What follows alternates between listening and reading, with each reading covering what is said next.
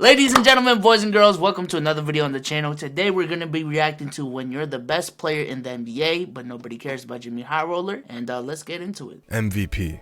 Three letters that sum up excellence, dominance, competitiveness, and the spirit of winning. The NBA's Most Valuable Player Award is the highest individual achievement a player can accomplish in their career. Out of the tens of thousands of players to lace up in the NBA, only 35 have won a regular season MVP. But what exactly does Michael Jordan did not care to be there, bro. About this shit. I don't know the damn trophy. Wrong trophy. value mean when assessing the league's most valuable player? Some would say it's leading your team to victory night in and night out. Others may say it's displaying your dominance through sheer numbers, points, rebounds, assists, that type of thing. You could even argue that a player's value comes in the form of his mere presence, the intangibles that don't show up in the numbers. But however you look at it, one thing is certain: Nikola Jokic has been the most valuable NBA player so far this season, and the gap between him and the next guy isn't even close. In 1997, nearing the end of his days with the Chicago Bulls, Michael Jordan had reached legendary status on the court. He was widely recognized as not only the best player in the league, but as the greatest player of all time. And the man wasn't even done yet. He led the league in scoring, averaging nearly 30 points per game on ridiculous efficiency. He made first team all defense, and he led the Bulls to 69 wins. Easily the best record in the NBA that season. With weeks left in the season, the MVP award was all but his. Congratulations for enormous achievement, but congratulations, Karl Malone, 1996-97 NBA Most Valuable Player. Boo! Rip Bozo! I can't see Bezos when we do this. I'm so happy you thought the same thing. Fuck that nigga. You stink! Yeah, nobody likes you. At least he thought the MVP award was his. But instead, the award went to Karl Malone, a decision that to this day, Michael Jordan can't believe actually happened. Everyone in the league knew Michael was the best and most valuable player. It was obvious. So how could even the greatest player to ever play the game get robbed out of an award that was rightfully his? Well, there's a few reasons. One being voter fatigue. Seeing the same player dominate year after year can get tiring. Voters will go out of their way to justify rewarding anyone other than the guy who was always rewarded. Which brings us to our second point. Narratives. More often than not, storylines, whether accurate or not, manifest themselves in the minds of voters and fans throughout the season, and these storylines tend to outweigh actual results. And no matter how much we try to stay objective on these matters, subjective narratives are bound to have an effect on all of us, even in the case of Michael Jordan. But Mike isn't the only player to get robbed out of an MVP. In 1961, Wilt Chamberlain averaged 50 points and nearly 26 rebounds a game while leading his team to the third best record in the NBA, and he didn't win the regular season. Yeah, he didn't win MVP that year. But I think this just shows that like winning is a big aspect of it. I think this is also indicated that like Bill Russell's numbers just don't show his impact as well, because back then it was unanimous that it was like 1 and 2, Bill Russell and Wilt Chamberlain. And I would just like to believe that everyone back then wasn't so much of a dumbass. Like, there had to be a pretty solid reason for that. Like I get it, we have the stats and everything. But, like, no way the whole fucking country was watching basketball and was just blindsided by Bill Russell. There has to be a reason as to why he had this many MVP votes. But also, if it's a numbers thing, Oscar Robertson was still there. That was his triple-double year. He averaged, like, 30, 10, and 10. And didn't win MVP. Elgin Baylor averaged 38, and no one talks about that. Elgin's the guy of our little franchise. They were just like, oh yeah, he's cool. He's cool. Yeah, he was there. He was Elgin Baylor. He scored 70. Good shit. All right. Fucking care about Elgin. We just don't. Anyone that says they do. Have you ever met an Elgin Baylor fan? I haven't. Actually, no. Like, my favorite player is Elgin Baylor? Exactly. Not even the people that try to be, like, you know, big 60s guys. You don't really know about these guys. Like, they'll talk about fucking... they'll talk about anybody. Oh, my God. Them niggas will talk about Rodman. Like, remember Rodman?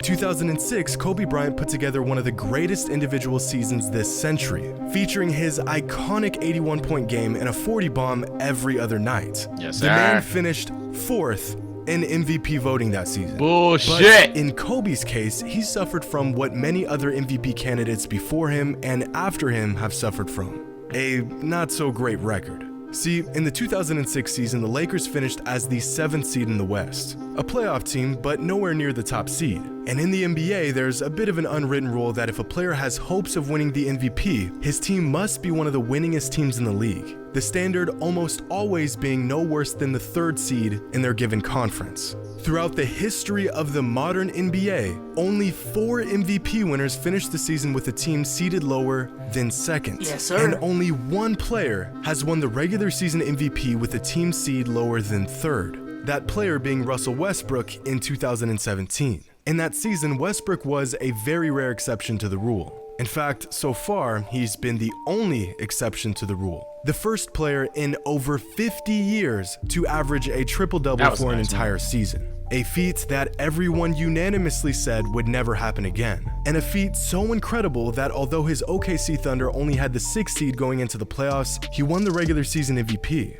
But then, in the very next season, Russ averaged a triple-double again. And yet somehow he finished 5th in the MVP race. The inconsistency of the voting process was put on full display that season. Can a player, regardless of his team's success, put up numbers so ridiculous that the league has no choice but to anoint him as the most valuable player? They had a choice. It was a pretty close race. It was a pretty close race. But chat. Fuck it, chat. Let me know who y'all think, 4 years later, who really should have won that 2017 MVP award. I ain't gonna lie, my answer changes every fucking week. I'm like, I see why Russ won it, but then I was like, damn, James Harden was really that guy that year. I ain't gonna lie. I'm still big Harden. I ain't gonna lie. Give him Team James. They're 2 rebounds away from doing the same thing. Fuck it. Well, according to Russ's 2017 season, yes. And if we're following this same criteria, Nikola Jokic has easily been the league's most valuable player this season. I've heard talks of Giannis winning another MVP, Steph making a run for his 3rd MVP, Kevin Durant or Jimmy Butler being the leader in the race, but hardly anyone has mentioned Nikola Jokic being the most valuable player in the league this season. He's just not in the right circles. I ain't gonna lie. Jokic is like the prominent 3rd guy I hear. I always hear KD's Curry, and then immediately is Jokic. If anything, Giannis is the one that's kind of being downplayed nowadays. Yeah, for the last 3 weeks, it's mainly been Curry and Jokic, at least, again, from the circles I'm in. Yeah, KD's died down, too. It's mainly been Curry and Jokic, and the only reason Curry's taken that gap is because the Nuggets have been losing lately. So, disagree, Jimmy. But all the numbers across the board point to the Joker as the league's most valuable player. In fact, so far, the season he's having isn't just the best among his peers. Jokic is having one of the best individual seasons of all time. Now, we're all familiar with the PER stat, an overall statistic of a player's efficiency and production on the court relative to the rest of the league. Here's a chart of the top 50 NBA players in terms of PER. Here's Kevin Durant, here's Stephen Curry, here's Giannis, here's Jimmy Butler, and here is Nikola Jokic. And if this spot... Remember they used to wake up and talk about Giannis has one of the best PER of all time? That's dead now. Fuck PER. We don't do that no more. That's old news. That's old news. Purchase Winraw. Get with the program. And here is Nikola Jokic. That is crazy. And if this spot looks almost unreasonably high, that's because it is. Nikola's PER this season is 35.3. The current single season PER record is 31.9 set by Giannis 2 seasons ago. And the record before that was Wilt Chamberlain's PER of 31.8 back in 1962. In fact, here's the highest single-season PER Michael Jordan ever achieved. Here's LeBron's single-season record. Here's Kobe's, Magic's, Bird's, Shaq's, Kareem's. No player ever has come even close to the production and efficiency that Jokic is putting together this season. And if we narrow down the production to just offense, Jokic is still head and shoulders above everyone else. This season, Jokic has an offensive box. Yo, these graphs are crazy. Ain't gonna lie. I don't know if he still edits his videos or if he ever did. But these graphics are it, bruh. I'm a jealous bastard. How that motherfucker had the smoke dropping? Oh my god. Ain't a little bloop, little bloop, bloop. Yeah, I'm like, oh shit. Okay. Hey, one thing I will do, I will always do is respect good videos and good video editing, man. Yeah, his takes weren't even that bad for the most part so far. I don't even disagree with nothing crazy. I just think the not close thing is a little crazy, and the PER thing was a bit, by the way, guys. But like, nah, it's not that bad so far. But I think Curry's pretty close. Plus minus of 10.1. the second highest offensive box plus minus in NBA history, trailing only Steph's 2015-2016 season of 10.4. The next closest player this season is Steph with an OBPM of 8.3. In fact, only 9 players league-wide have an OBPM of even 5. Everyone on this list will either be an all-star this season or a borderline all-star. And even these all-NBA talents aren't even in the same stratosphere as the Joker. I've been looking at... Is that Trez? What the fuck? Hey, man, where the fuck was that last year? Motherfucker. Where was that? Everybody talking about we held Kuz back. Apparently we held Trez back. Where was that? Oh my God. Hey, he won 6th Man of the Year before he came to y'all. I don't think he's a problem. Fuck you, Benjamin. Fuck you. You know what? That's why you have Dennis on your team now. How does that feel? Feels great, actually. He's been playing pretty good. So, fuck you. Yeah. Another misutilized Laker. Just wait until the playoffs. Dennis gonna get you. Dennis gonna get you good. All right. Hopefully he does before Jason Tatum, bro. Crazy. Hey. You had to do that, man. Ever since he wore that Kobe jersey, Jason Tatum has been booty cheeks. Booty cheeks. It's cursed. Stop trying to be Kobe, man. I thought he was turning it around for like 3 games. Didn't he just have another bad one? Yeah, he had like a 2 for 15. Yeah, I thought he turned it around. I saw him drop like 30, then like 32, then like 29 or some shit. I was like, okay, Tatum. I've been looking at his season averages. It's like, okay, it's creeping up to 45. And then he has a 2 for 15 game back to 42. Fuck, man. I wanted to show you off for the peoples, but whatever. GG's to my boy, MVP candidate. This man is having one of the greatest individual seasons ever. Okay. Why is no one talking about it? They are. The man is averaging 26, 14, and 6 a game on nearly 60, 40, 80 splits.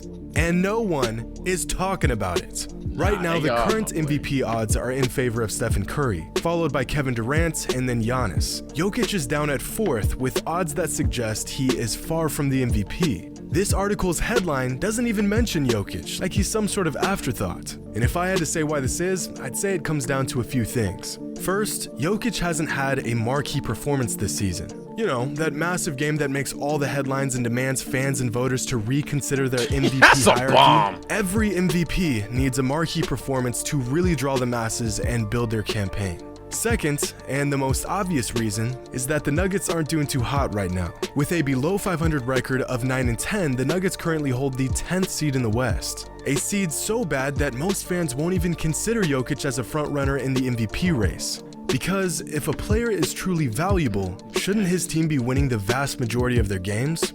The short answer is yes, but the actual answer to that question isn't quite as black and white. Because the Nuggets are winning when Jokic is on the court and surrounded by competent teammates.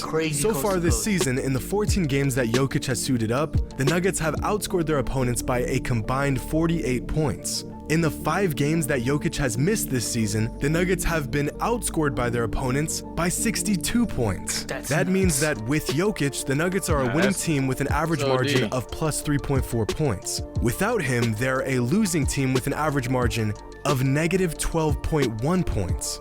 Sure, the Nuggets have a losing record at the moment, and they're far from a championship contending team. But without Jokic, they are downright atrocious. Recently, I asked a friend why people tend to downplay or downright ignore Nikola's excellence, and his answer was simple, but unfortunately... Like, in terms of pure value, you could argue that the person that, if they're not playing for the team, if you just erase them away or whatever, who sucks the worst? That also isn't even what defines value naturally, though, because a guy like LeBron James has a whole Anthony Davis and Russell Westbrook with him, and if the Lakers were winning games, I guarantee you he'd be in the race, because his value to the Lakers pushes them above just being a great team to people calling them a super team, to people barring they will win a championship, that despite the Warriors team that they have, despite the Suns team that they have in the Western Conference, that they would just bulldoze through. On-off numbers for me personally, at least, it's never been the main thing for me in terms of determining MVP or really determining if a player is better than who, because it's always just a matter of situation. If LeBron was a Nugget and Jokic was a Laker, LeBron would have the better on-off numbers, especially given the amount of injuries Denver is suffering right now. I think in terms of the MVP award, I truly don't care at this point when in terms of ranking players all time. It's something you bring up, but it's nothing crazy. And you brought it up, Jimmy, in your video, that chart of the history of the award. Only once has there ever been a player who was less than like a 5 seed that ever won the award. When someone wins the MVP, you kind of get a sense of the season that they had. But if you keep on changing the criteria every single year so that this player can win it, so this other player can win it, I feel like that would be more detrimental to the award at this point. I think as a community, we just have to decide that, like, yo, the MVP award is what it is.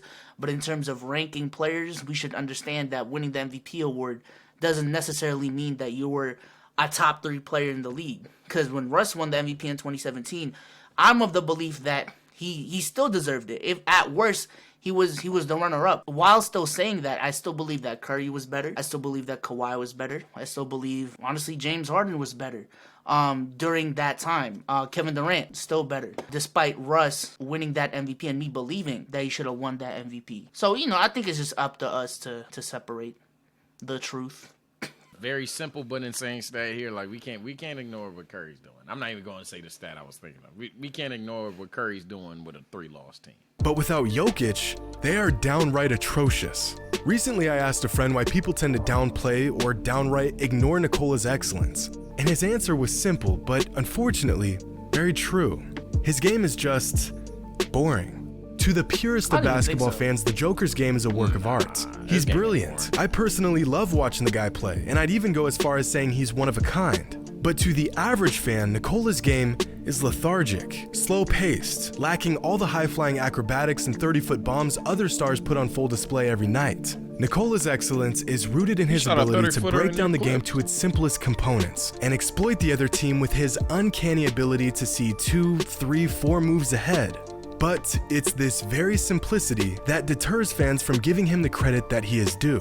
Tim Duncan dealt with a similar problem his entire career. Timmy was so technically sound that he didn't need to be fancy. He didn't need a 45-inch vert or any sort of alien-like ability. He could dominate anyone with a handful of post moves, bank shots, and well-timed rolls to the basket. The man's nickname was literally the big fundamental. I disagree, because literally what separates him from everyone else is like some of these passes just make no sense. He's a quarterback back there. I completely disagree. I think the only thing that I'll give him that is like some people like high-flying gameplay.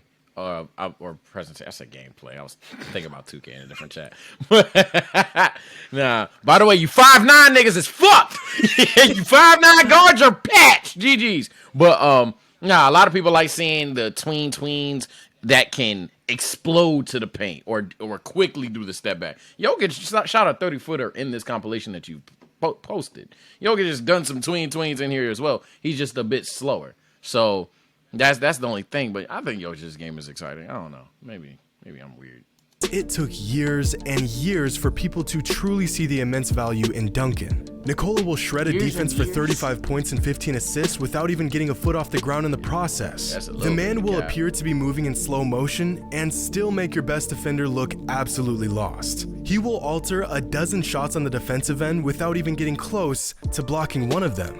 And you'll more than likely never see one of these plays on SportsCenter or your favorite sports social media outlet. I will say this, Jokic's defense is being underrated. Underrated. Yeah, because very underrated. For at least when he was on the come up, he was literally viewed as like a terrible defender. So for him to be a good defender, at the very least a good defender, if not great when you look at the advanced analytics and stuff like that. Jokic is a beast, bro. Jokic is a beast. I think personally the conversations between him and Embiid are done. Please don't include Jokic in the who's better, Jokic, Boogie, or Embiid graphic. I'm done seeing that graphic.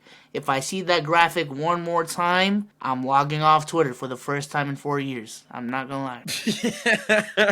I know, Sage, you actually log out. I'm gonna be there with you, bro. Bro, by the way, I will log out of Twitter. If it's like one of them random Saturdays where people wake up and slander a legend, I always log out. I ain't got time.